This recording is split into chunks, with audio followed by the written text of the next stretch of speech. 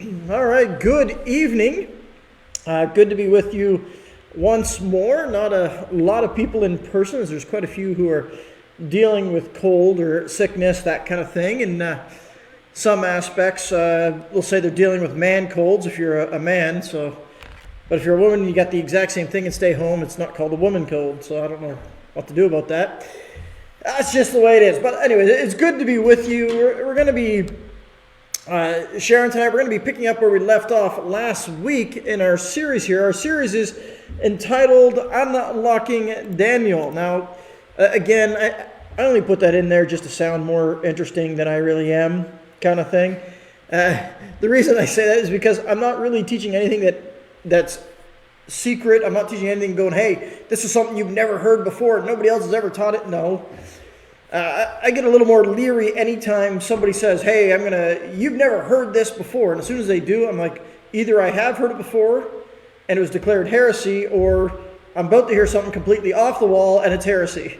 So take your pick, usually. Anytime someone says, I've got brand new information about this, I'm going to say there's a 99.999% chance it is completely wrong. I just did it because unlocking Daniel sounds cooler than studying Daniel, kind of thing. But anyways, we're working through Daniel. According to my records here, I think we're actually into the 11th lesson tonight. And if you've missed any of them, you can get them all. They're on, I was going to say they would be on Facebook, but they not be.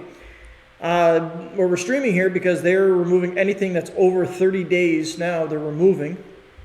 But you can catch them all on YouTube. They're all on YouTube, as well with the morning teachings, if you're interested in those. So you can catch them all there, and they're all in order, all a nice playlist. If you're one of those ones who likes that, you can get notifications there when it goes up, usually sometime tonight or overnight. But you can catch up on Daniel, since we're going to be into our 11th lesson. So in the past, we've covered Daniel chapter 1 through 4, the history. Now we're dealing in chapter 7, we're dealing with the first of Daniel's visions that it came. And tonight we're going to be talking particularly about the fourth beast of the book of Daniel in Daniel chapter 7. Last week we talked about beasts 1, 2, and 3. 1 being the Babylonian Empire, 2 being the Medo-Persian Empire, and 3 being the Greek Empire. And tonight, since Daniel spends most of his time focused on the fourth beast and the little horn, that's where we're going to spend our time as well. So I'll tell you where we're going to go if you're someone who likes to mark ahead. We're going to touch Revelation 13 and Daniel 8 as well. We're going to take a stop over in 2 Thessalonians chapter 2. So we're going to be jumping a little bit of time tonight. But before we do that, let's just open with a word of prayer as we seek to honor God in all things, including our study. Let's pray together. Father God, I just thank you to be able to continue to share, to gather, and to have your word available to us. And Father, I thank you for your servant Daniel, whom you did reveal these things to, and I thank you for your Spirit who protects your word and is also our teacher. And so, Father, I pray that you would open our minds, open our hearts to your word, and that in all things that we are encouraged through it, that we are strengthened to it, and that our hope is renewed and refreshed because it is placed in you and in nothing else. And so, Father, I just thank you this evening for enabling us to gather, be it electronically or in person, and may your name be glorified through it all. And I thank you in Jesus' name. Amen. All right, as I said, tonight we're going to be looking at the fourth beast of Daniel 7. And as I said, I kind of give a little brief there ahead of time. The first three beasts there, you had the wings and, the lion with wings. And one of the things I made sure that you understand is that no, Daniel was not talking about the United States of America and Great Britain. You're like, but isn't Great Britain represented by a lion and the United States by an eagle? Well, yeah, sure, they are. But that's not what Daniel's talking about. And I showed you last week a picture of a mosaic, which it would be a little harder if you were in person to see that on the screen that we have. But you can see it online where a picture of a lion with wings was found in Nebuchadnezzar's palace in that aspect. The bear was not Russia. Despite what people want to think, some people want to kind of say that, but the description talks about a bear raised up on one side and having 3 ribs in its mouth. And it makes perfect sense if you understand the Medo-Persian Empire. One side was stronger than the other, but it was one cohesive empire. And they conquered Egypt, Babylon, and Lydia, the 3 ribs. And then you get to the 4th, which is a leopard, and it talks about having 4 wings on it, the 4 wings with a bird. It also had 4 heads. This makes perfect sense if you understand Alexander the Great's empire, where it grows up, that it had 4 generals, and it conquered incredibly fast in that aspect. Then what we're getting to tonight is the 4th beast. And for that, we're going to read it again tonight just because I want us to be refreshed on it. So we're going to be picking up Daniel chapter 7 down in verse 7. Get it up here. There we go. All right. After this, I saw in the night visions, and behold, a 4th beast, dreadful and terrible, exceedingly strong. It had huge iron teeth. It was devouring, breaking in pieces, and trampling the residue with its feet. It was different from all the beasts that were before it, and it had 10 horns. When I considered the horns, and there was another horn, a little one, coming up from among them, before whom 3 of the first horns were plucked out by the roots. And there, in this horn, were eyes like the eyes of a man, and a mouth speaking pompous words. And I watched till thrones were put in place, and the Ancient of Days was seated. His garment was white as snow, and the hair of his head was like pure wool. His throne was a fiery flame, its wheels a burning fire. A fiery stream issued and came forth from before him. 1,000 thousands ministered to him. 10,000 times 10,000 stood before him. The court was seated, and the books were open. I watched then because of the sound of the pompous words which the horn was speaking. I watched till the beast was slain, and its body destroyed and given to the burning flame. As for the rest of the beasts, they had their dominion taken away, yet their lives were prolonged for a season and a time. I was watching in the night visions, and behold, one like the Son of Man coming with the clouds of heaven. He came to the Ancient of Days, and they brought him near before him. Then to him was given dominion and glory and a kingdom, that all peoples, nations, and languages should serve him. His dominion is an everlasting dominion which shall not pass away, and his kingdom the one which shall not be destroyed. All right, I'm going to stop there for now. Now, before I talk about that, and I want to mention something in here if you're studying those things along with us, it's always our most important lesson in the book of Daniel that I always want to drive home, because it is the message that gives us hope, gives us strength, and in all that, it is still the most important thing is the sovereignty of God. And in this one, I guess I'm using verse 21 and 22. And it says this, and it says, as I was watching, and the same horn was making war against the saints and prevailing against them, until the Ancient of Days came, and a judgment was made in favor of the saints of the Most High, and the time came for the saints to possess the kingdom. Now, the reason I use that one is because you've got this all-powerful little horn that seems to do whatever it wants. It's conquering, it's destroying, seemingly having victory wherever it goes, and yet it is still absolutely easily defeated by the Ancient of Days. And in this case, it doesn't even talk about a war here. It just merely says it was that the horn was prevailing until the Ancient of Days came and a judgment was in favor. So in other words, he just set up court. No battle, no nothing. He just sat up court and said, this is the way it's going to be. And even this little horn was subject to the sovereignty of God. And the reason I said that's always the most encouraging for us to understand is that means that any leader that has arisen, anything that's going on, all of it is still subject to God. And the believers can put their faith in him. And so, as I said, if you get nothing else out of Daniel at all, it's just the sovereignty of God. That God is sovereign over it all.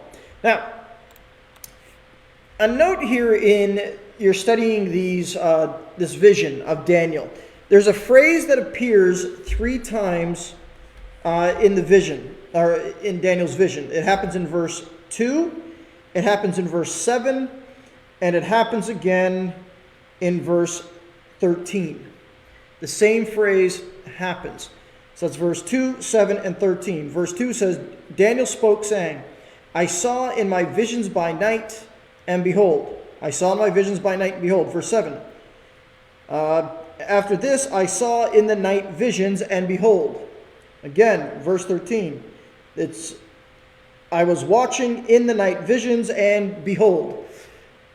What that does is that gives us actually a good framework of each important section of the vision.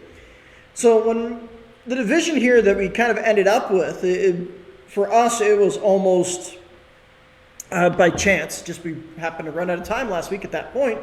But it's actually most fitting because you've got three sections of this vision. The starting with the beasts 1, 2, and 3.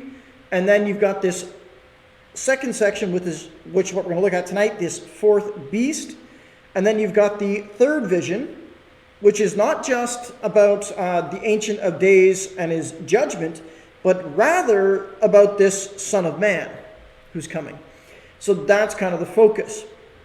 So this is focus number 2. As I said, we're going to look tonight at the fourth beast. The other thing to keep in mind, as we looked at last week as well, is this vision of Daniel's is a parallel and continuation of Nebuchadnezzar's dream as recorded back in chapter 2. So the first kingdom that Daniel talks about, the lion with wings, that was the head of gold. The second one, the bear, that was the chest and 2 arms.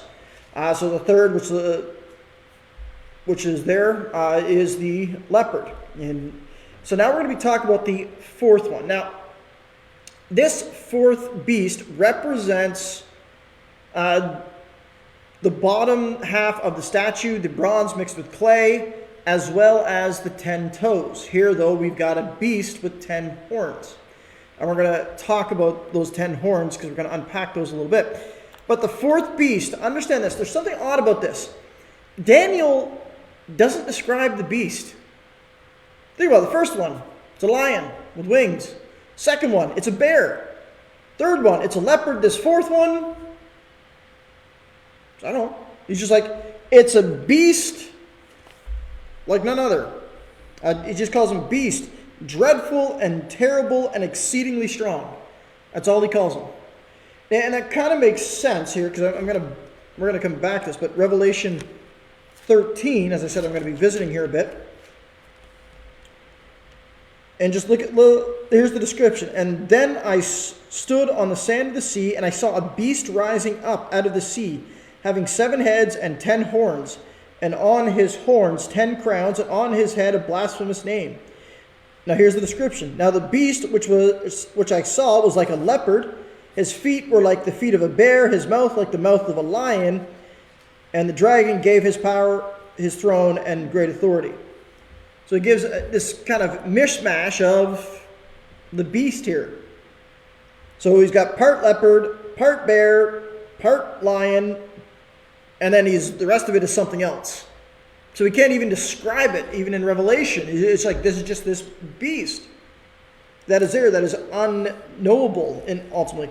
The other thing that makes this interesting is the direct connection of the first 3 beasts to each other. Babylon was conquered by the Medo-Persians. The Medo-Persians was conquered by Greece. And Greece was conquered by, well, nobody. They really weren't conquered. They dissolved, is what happened to them. And so instead of this fourth beast arising and conquering the third beast, well, this is why it comes from a different place. In other words, it just arises rather than conquering. And it is different. Now, how does it make it different as well? Well, let's look at some things here. The first beast of Nebuchadnezzar, the Babylonian Empire was around for a couple hundred years. The Medo-Persian Empire was around for a couple hundred years. Even the Greek Empire, if you grab onto the Seleucids and the Ptolemaic empires, which it dissolved into, they were around for a couple hundred years. The Roman Empire was around for 1,000 years. It wasn't just around for a couple hundred, it was around for like 1,500 years, 1,500 years, depending on when you want to give it its dissolution. because even after it started to dissolve, it still divided in half. Then you had your Holy Roman Empire and that. So it continued a lot longer, and it was different than the others.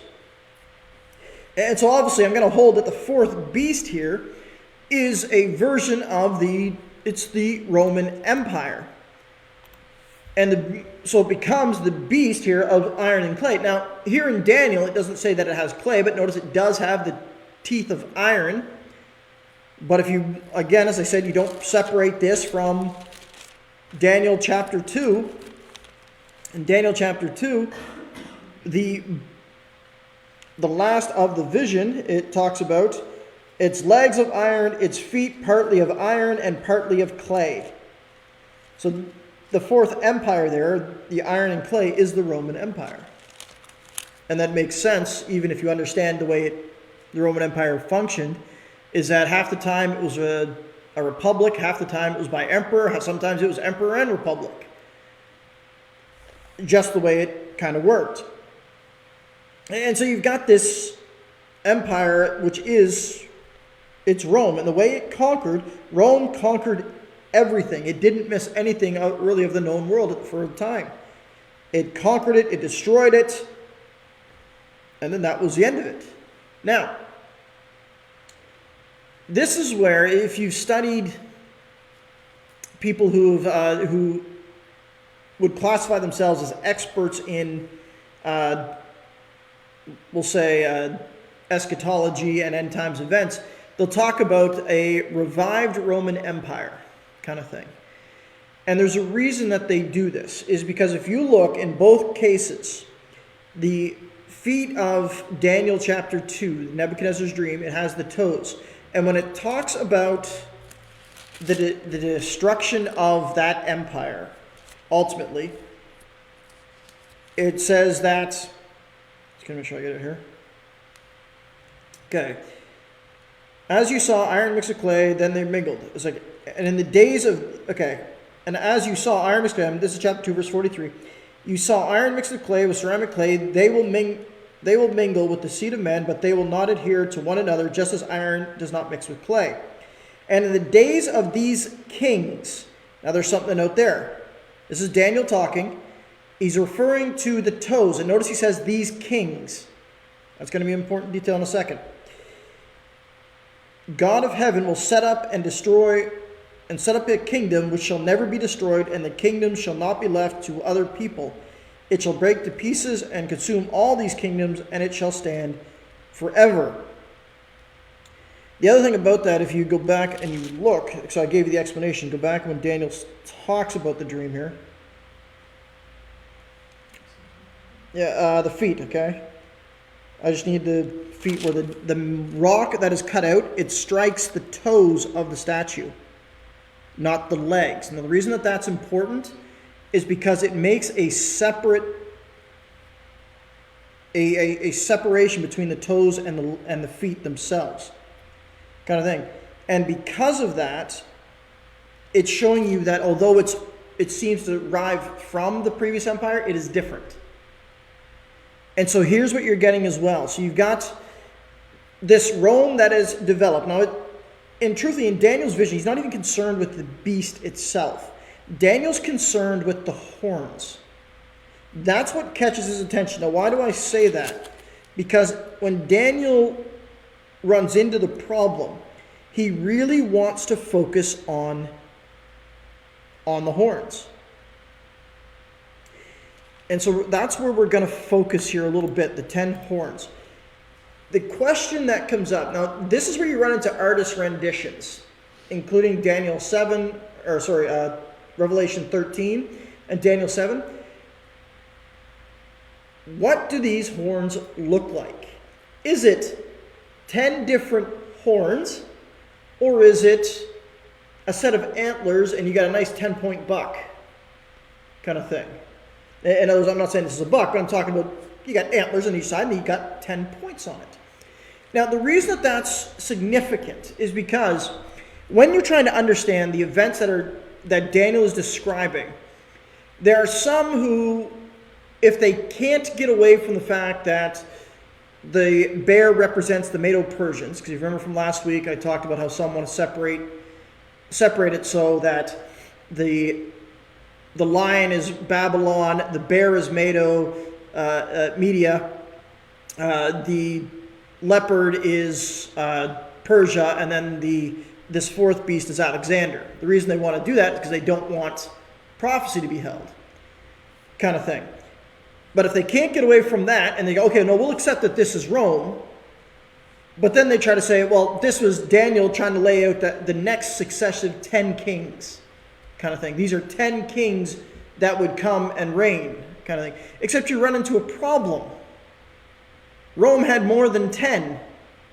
Not only that, when they try to say, oh, but then at the end, Rome divided itself into 10 provinces. Well, actually, that's not true either, because as I said, Rome didn't just dissolve, it divided itself. So you had a couple there, and there was more than 5 provinces in each of these.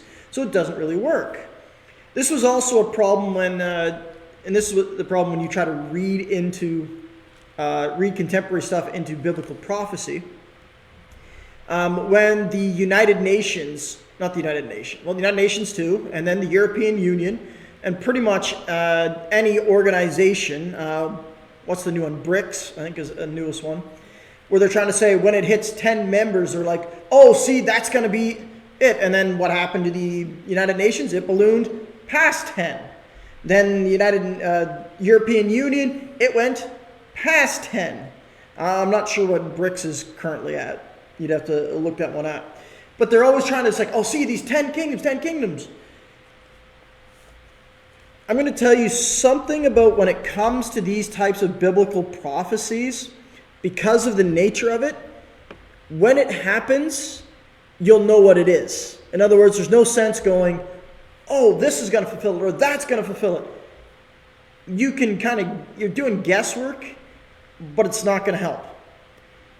When it takes place, you will know that this is what it represents. There's never a time when the prophecy happened that afterwards that they didn't go, oh yeah, that is what it was. That's what it's talking about. Now, even in the ministry of Jesus, yes, the disciples had it hidden from them, and they'll say that it was hidden from them. Things like when Jesus said, destroy this temple in 3 days, I'm going to raise it up again.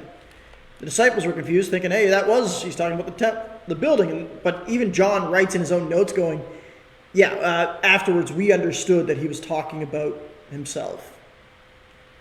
And so when the prophecy happens, like, oh, that's what it is. So trying to associate any organization, past or present, with these 10 isn't going to work. And the idea here seems to be not 10 successive kings, but 10 concurrent kings. In other words, there are 10 kings that are ruling at a time. In fact, if you look at Daniel's description here of the beast, of the horns, it even says, as I was considering the horns, there came up another horn, a little one, coming up among them, before whom 3 of the first horns. So that makes kind of no sense unless you got a whole bunch of kings, one right after the other, and they're still alive while ruling. But it makes more sense if you've got a 10 king coalition going.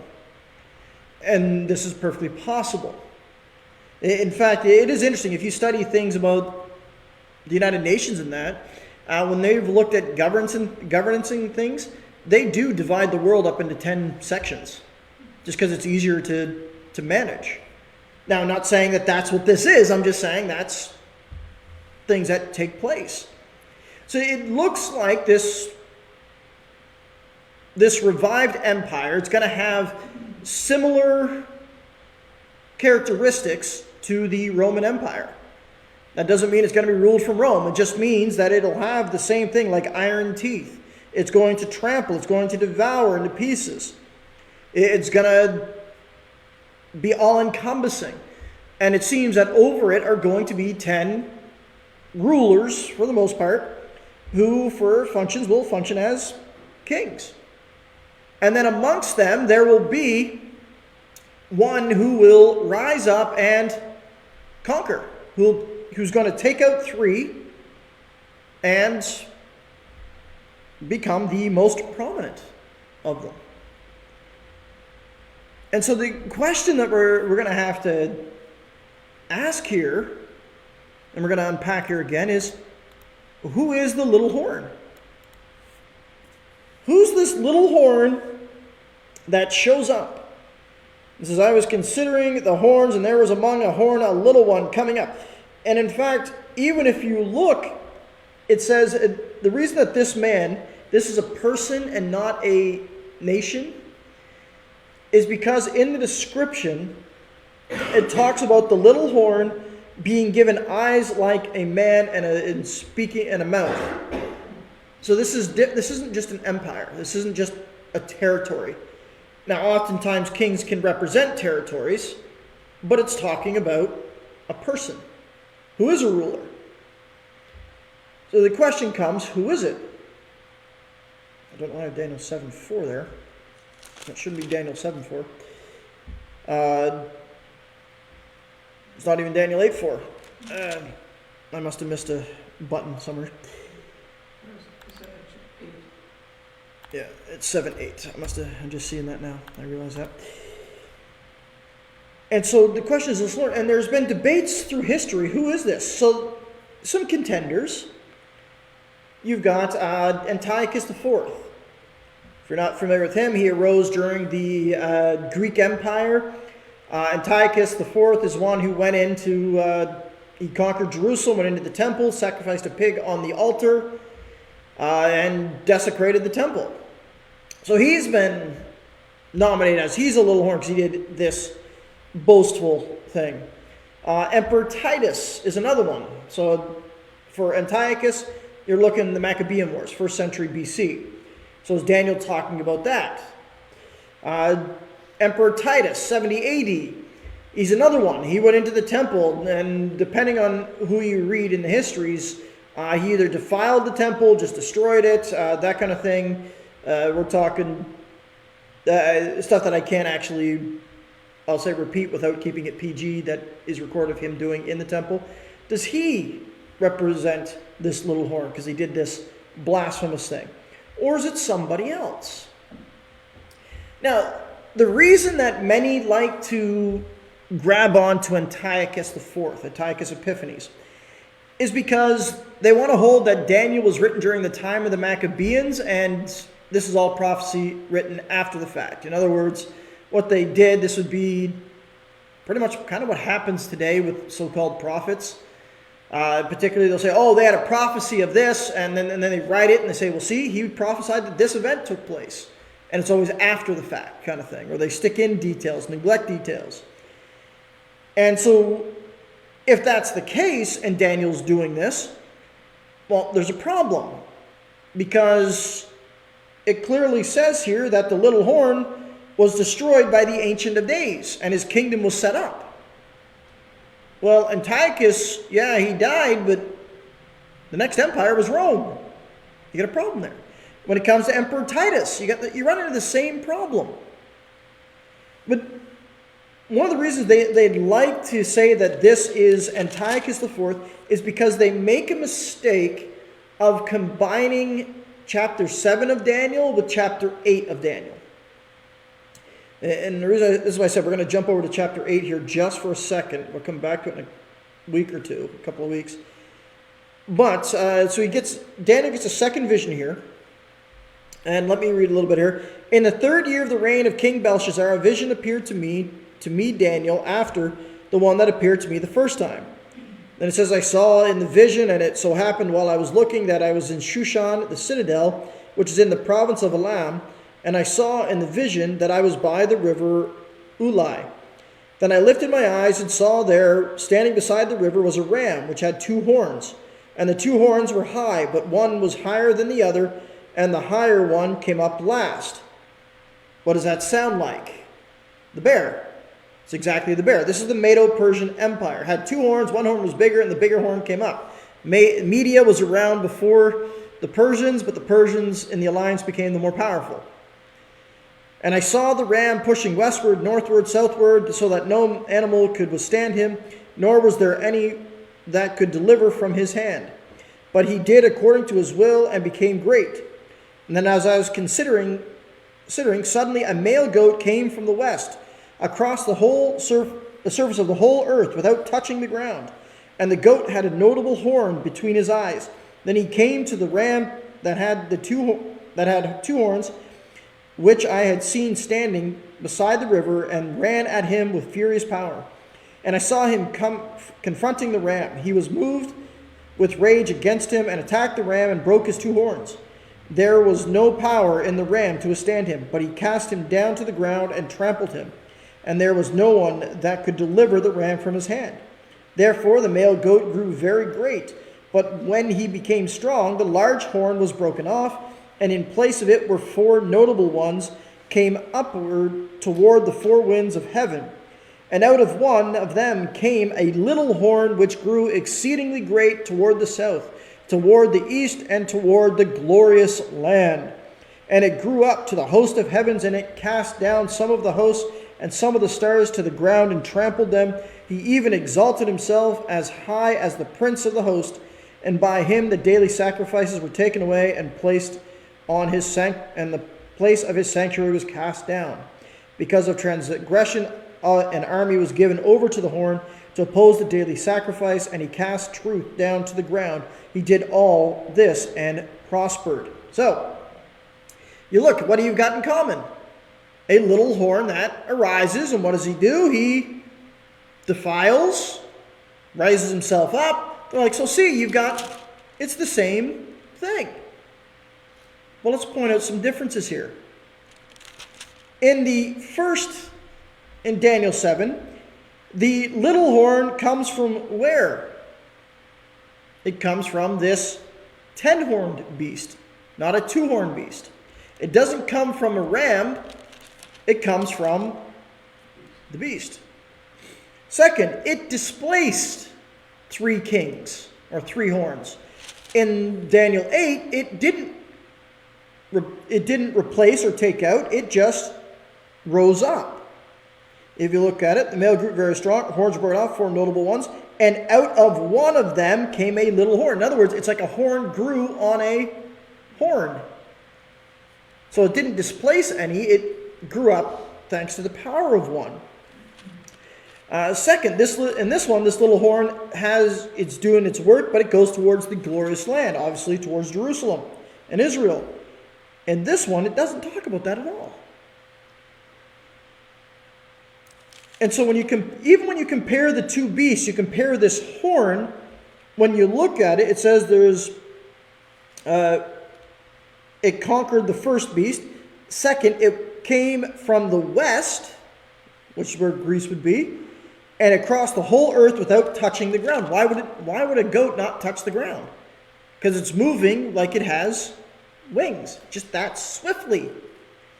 So the reason I'm pointing this out is these 2 horns, they're not the same. They're not the same. There's similarities in them. But Daniel chapter 8 is not talking about the Antichrist. He's talking about Antiochus IV. That really is who he's talking about. Daniel's talking about the fact that the Medo-Persian Empire, which he would see because just the dating of it, and I said we're going to get this, I'm not going to spend too much more time here in chapter 8. King Belshazzar, that was Nebuchadnezzar's grandson, was fully into power in his 3rd year. Medo-Persia was rising up. They would conquer, and then they were defeated by Greece. So you've got the 3 kingdoms there as well. And then this little horn pops up. So the little horn's from the 3rd beast in Daniel 8, where it's in the 4th beast in Daniel 7. They're not the same. The one in Daniel 7 is a different beast. And not only that, if you take a look and you just kind of look at Daniel 8, it even says, and the male goat is the kingdom of Greece. So it points out who it is. And the large horn that is between its eyes is the first king. The horns broke off and 4 kings will arise. And then it talks about him and that kind of thing. The other thing about it really is that it doesn't even talk about his destruction. It just says that he will be broken without human means.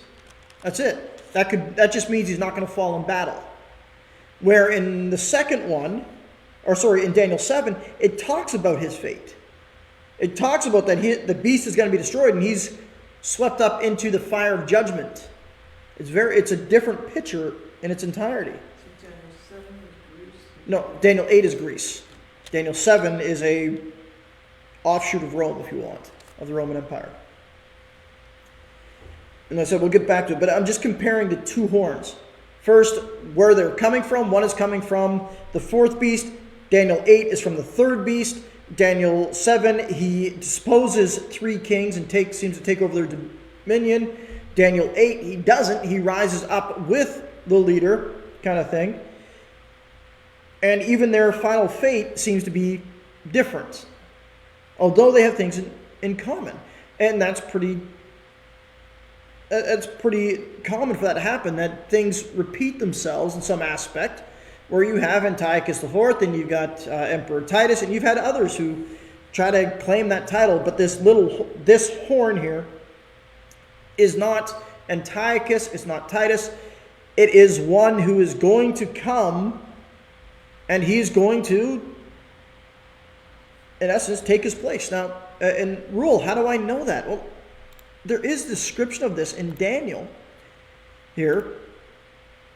And my text is a little bigger than what I wanted there. Is the timing of the fulfillment. And what do I mean by that? Well, although we're not given the exact time, we are given some very important information. In Daniel chapter 2, notice when the fourth kingdom, or the kingdom of Toes, is destroyed, it says this: as you saw iron mixed with clay, the seed of man, verse 44, and in the days of these kings, the God of heaven will set up a kingdom which shall never be destroyed, and the kingdom shall not be left to other people. It shall break in pieces and consume all these kingdoms, and it shall stand forever. Please show me where Antiochus IV, when he died, that God set up a kingdom. When Emperor Titus was destroyed and Emperor Titus finally died, where's the kingdom? Compared to Daniel 7:21 and 22. It says this: I was watching, and the same horn was making war against the saints and prevailing against them, until the Ancient of Days came, and the judgment was made in favor of the saints of the Most High, and the time came for the saints to possess the kingdom. That hasn't happened yet. When you compare that to the book of Revelation,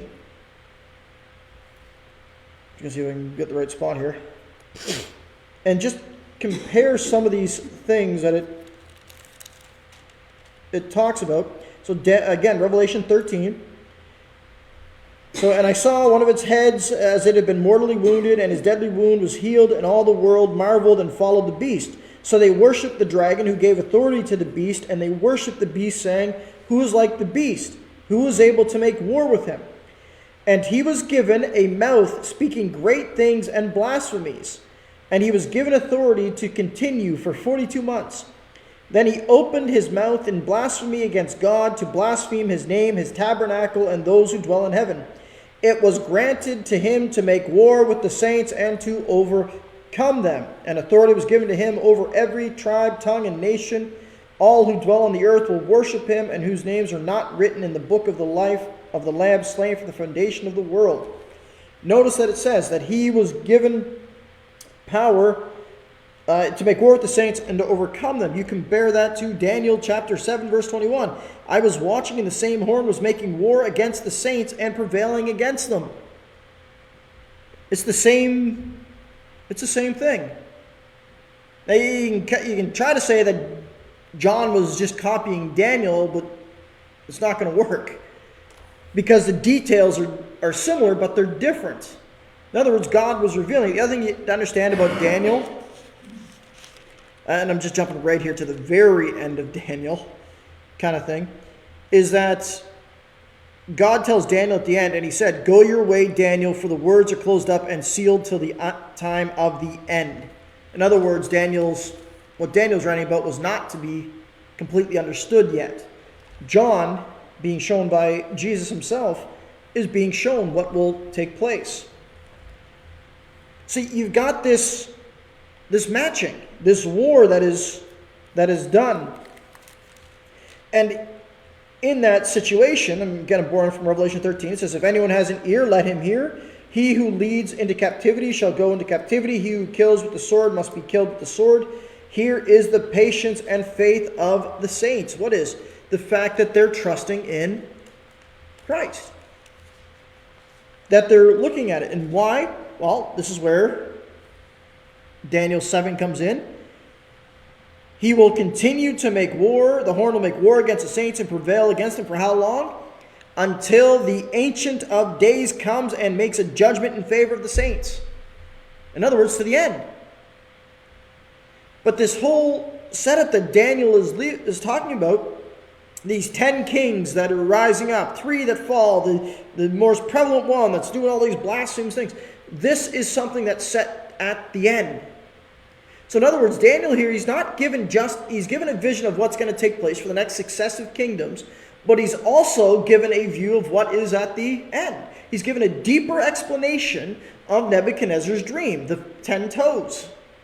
The kingdom that will never end, the kingdom is going to trample it, kind of thing. And the fourth beast, as it looks at this, that he's going to do whatever he wants until his judgment comes. And so when he says, "I watched till the thrones were put in place and the Ancient of Days was so seated," back here in chapter 7, verse 9, and then it gives a description. "His garment was white as snow. His hair like the head of his head was like pure wool. His throne was a fiery flame. Its wheels was burning fire. A fiery stream came forth from before him. 1,000 thousands ministered him. 10,000 times 10,000 stood before him. The court was seated and the books were opened." It's talking about the time of judgment. And it says, "And I watched then because of the sound of the pompous words which the horn was speaking." Now, why would he do that? It's probably because this is fascinating to Daniel. Now, you've got this little horn that is arrogant, that is saying ultimately that he is God. I'm going to do what I want, worship me. And it's kind of this idea that somebody saying, I'm big in charge, I'm in charge until the boss shows up. It's kind of like you watch those videos or something where they try to make fun of it, where somebody's making fun of someone, talking about someone, and making fun of them, mocking their boss, and the boss is standing behind them, and everybody's just kind of going, "Well, wait." And then eventually it's like, "Let's see what happens." And they point behind him. That's almost what Daniel's doing. He's like, "I want to watch this." It's like he's been arrogant, and here comes the Ancient of Days. What's going to happen to him? Well, it says, "I watched till the beast was slain and its body destroyed and given to the burning flame." And then it says, "As for the rest of the beasts, they had their dominion taken away, yet their lives were prolonged for a season at a time." How do I know that this is talking not about the destruction of Rome or defeat of Greece? Well, again, compare this to Revelation. I'm going to go way to the end here. Kind of thing. If I can get my pages here. Pages are starting to stick. And here's what it says. Yeah, Revelation 19 into 20. It says, "Then I saw an angel standing in the sun, and he cried with a loud voice, saying to all the birds and fly in the midst of heaven, 'Come and gather together for the supper of the great God, that you may eat the flesh of kings, the flesh of captains, the flesh of mighty men, the flesh of horses and those who sit on them, and the flesh of all people, free and slave, both small and great.' And I saw the beast, the kings of the earth and their armies gathered together to make war against him who sat on the horse and against his army. Then the beast was captured, and with him the false prophet who worked signs in his presence, by which he deceived those who received the mark of the beast and those who worship his image. These two were cast alive into the lake of fire burning with brimstone, and the rest were killed with the sword which proceeded from the mouth of of him who sat on the horse, and all the birds of the were filled with their flesh. But notice what it says about the beast. These two, the beast and the false prophet, were thrown into the lake of fire burning with brimstone. Daniel describes it as thus: I watched till the beast was destroyed and slain, and its body destroyed and given to the burning flame. What burning flame? Well, if you look at it again, what did it say? A fiery stream issued and came from him before him. So when it's given to the burning flames, it's the idea here that it's a river of fire that gathered him and dropped him into the lake, or the body of water at the bottom, kind of thing there. That's kind of how it works. The water goes somewhere, so here the flame is going somewhere. So his judgment is there. But then notice that it also says but the rest were allowed to prolong for a season and a time. And why not? And if you look again into chapter 20 of Revelation, then I saw an angel coming down from heaven, having the key to the bottomless pit and a great chain in his hand. He laid hold of the dragon, that serpent of old, who is the devil and Satan, and bound him for 1,000 years. And he cast him into the bottomless pit and shut him up and set a seal on him, so that he should deceive the nations no more till the 1,000 years were finished. But after these things he must be released for a little while. And I saw the thrones, and they were sat on them. The judgment was committed to them, and I saw the souls of those who witnessed. But if you look and you continue on here, it's talking, I'm not going to read it all here, but it's talking about the what we classify as the millennial reign, the 1,000-year reign of Christ. Why? Because it says that, and it's like, and they shall be priests of God in Christ, and shall reign with him 1,000 years. And then it says, after the 1,000 years have expired, Satan will be released from his prison and will go about deceiving the nations at the corner of the earth, the four corners of the earth, Gog and Magog, to gather them together for battle, whose number is the sand of the seashore. What is that talking about? Well, as for the rest of the beasts, they had their domain taken away, yet their lives were prolonged for a season at a time until what? They're gathered again to one final defeat. But who's going to defeat them? And that's where Daniel gets to. And that's why there's a break in the vision. What it says, because it says, and they're for a season at a time, and it says, and I watched in the night vision, and behold, one like the Son of Man coming to God of it. So he picks up who's the one who's going to reign, who's the one who's going to rule, who's the one who's going to ultimately defeat them. It's this Son of Man. And we'll unpack him next week. But what Daniel saw here in this vision, he's got the three nations in a row, three empires in a row. Then he's got this fourth empire that's unlike the others. Its power is immense, it knows no bounds, it conquers. And then out of that same vein, with that same characteristic, is going to arise a time where there's going to be for the most part, we'll call it a 10-king coalition kind of thing. And they will rule over everything in that aspect. And from there, one is going to raise up who's going to dispose three, and he will be the most, it'll be the most vile. He's the one that we call Antichrist. And you can see him, I said we'd touch on this, 2 Thessalonians chapter 2. 2 Thessalonians chapter 2. Went too far. That's why. There we go. No, right there. All right. 2 Thessalonians chapter 2,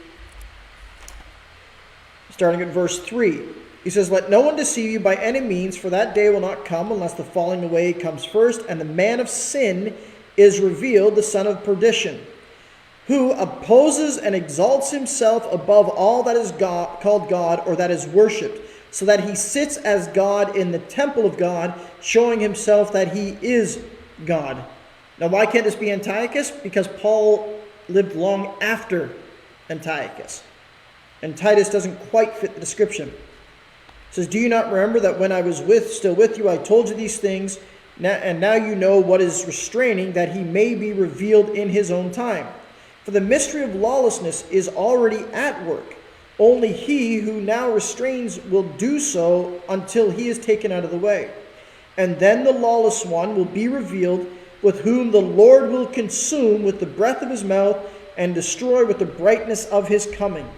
The coming of the lawless one is according with the work of Satan, with all powers, signs, and lying wonders, and with all unrighteous deception among those who perish, because they did not receive the love of the truth, that they might be saved. And for this reason God will send them a strong delusion, that they should believe the lie, that they may all be condemned who did not believe the truth, but had pleasures in unrighteousness. So this is the same description that Daniel is giving of the little horn. It's a little more empowered here. But what does he do? He shows up, he opposes and exalts himself as all that is called God or that is worshiped, and he wants to be declared God. And Daniel 7, the little horn does that. Its eyes were pompous, speaking words. It itself is saying it's posing God. And yet, in all of this, don't miss its ultimate defeat is that it is slain and destroyed by God in all cases. Notice that the scriptures never just leave the Christian going, oh, this whatever is going to rise up and conquer us and leave us without hope. Every single case, this little horn here, what is it? He's ultimately destroyed by God. Thessalonians, when Paul talks about it, what's going to happen to him? He will be and the lawless one will be revealed when whom the Lord will consume with the breath of his mouth and destroy with the brightness of his coming. Absolute destruction. Revelation, it talks about who is like the beast, who can make war with him, who can conquer him. And in the end, it answers the question, the coming of Christ utterly defeats him. So when Daniel talks about all this, Daniel, yes, he reveals the history that is coming. He talks about Babylon, he talks about Medo-Persia, talks about Greece, talks about Rome. Gets revealed about this 10-king coalition with one king rising up, displacing three. But ultimately, where does he get to? The everlasting kingdom of God. That's where he gets to. In Daniel chapter 2, it's a stone cut without hands that comes, crushes, and fills the entire earth.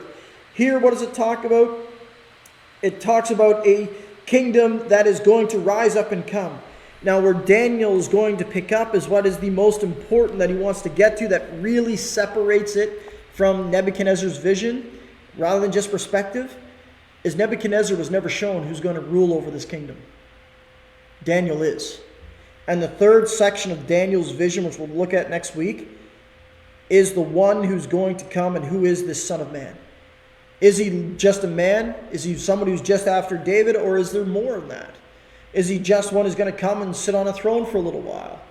Believe it or not, the Samaritans is what set them apart from the Israelites. The Samaritans didn't believe that the Messiah would reign forever. They just believed that he would reign for like 40 years or 70 years for a while in a golden age. Is that all he is just a man? Or is Daniel seeing something more? And we're going to look at that next week. All right. I know I threw a lot at you in a short period of time, but I'll give you a chance. There's not many here in person due to many being away, but there's a few online. Give a chance now if there's any questions or insight or anything anyone wants to ask. I know, as I said, we jumped around there quite a bit. I jumped from Daniel to Thessalonians to Revelation.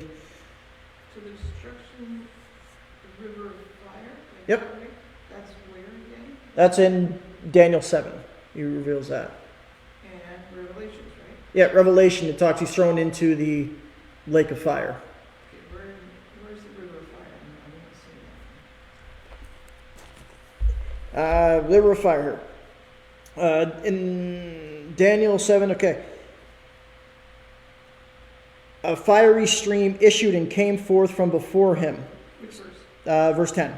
So Daniel 7, 9, and 10. His throne was a fiery flame, and its wheels a burning fire. A fiery stream issued and came forth from before him. And if you also look, that when Peter talks about the renewing of creation,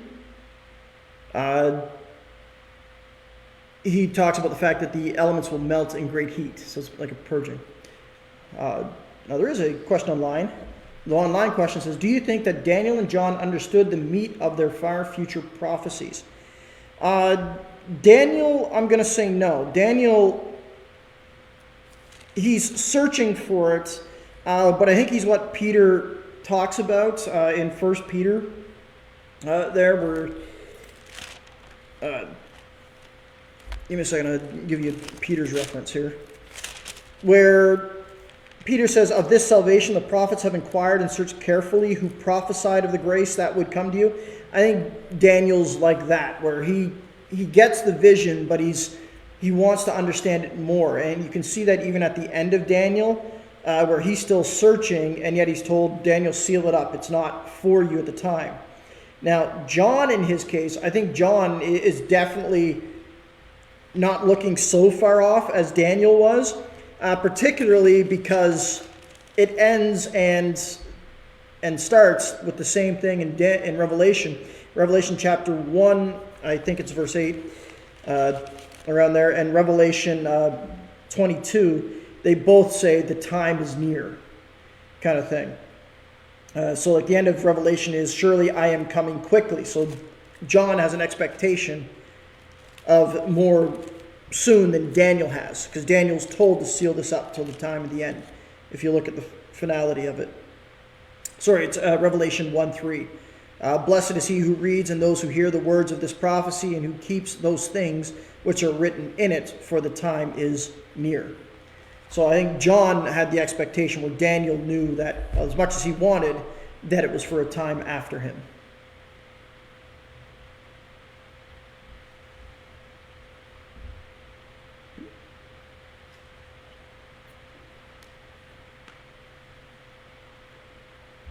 Anyone else? Not?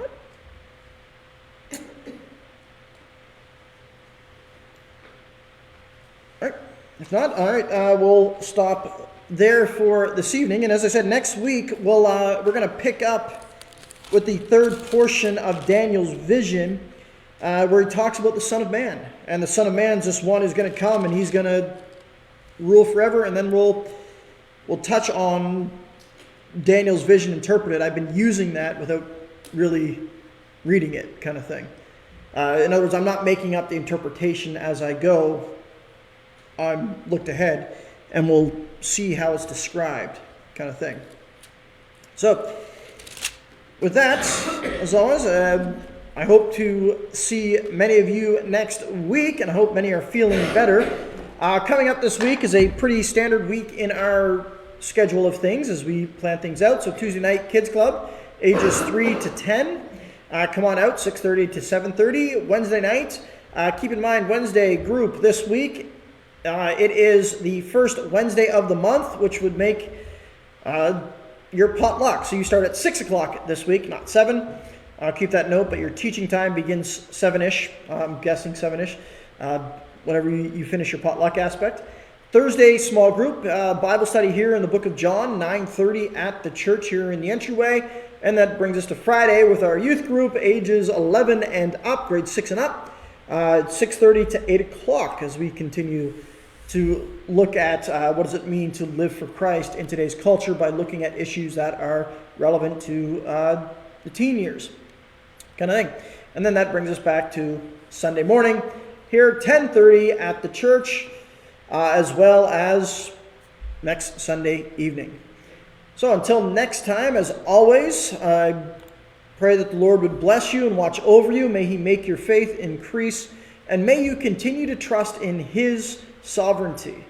And may you be encouraged that all things will be used for his glory, and may his name be praised through it all. So his blessing on you until next time.